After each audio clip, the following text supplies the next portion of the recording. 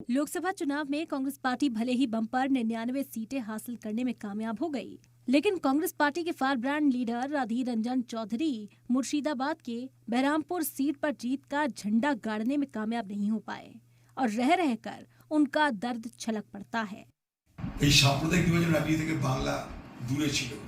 দিদির লক্ষ্য ছিল অধীর চৌধুরীকে হারানো।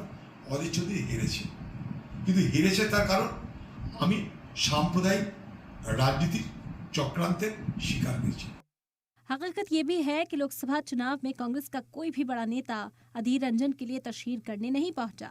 तभी अधीर सोनिया गांधी को भी हार की वजह बताते हैं, तो सेंट्रल मिनिस्टर और मगरबी बंगाल में बीजेपी सदर को अधीर रंजन के बयानों में सच दिखता है।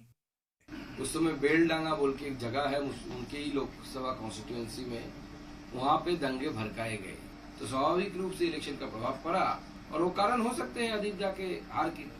जरा के मुताबिक अधीर ने सोनिया गांधी को एक लिखित रिपोर्ट दी जिसमें अक़लियती वोटों के अपीजमेंट का जिक्र है, जिसमें उन्होंने अपनी हार का सच बयां किया है। ब्यूरो रिपोर्ट, सलाम टीवी।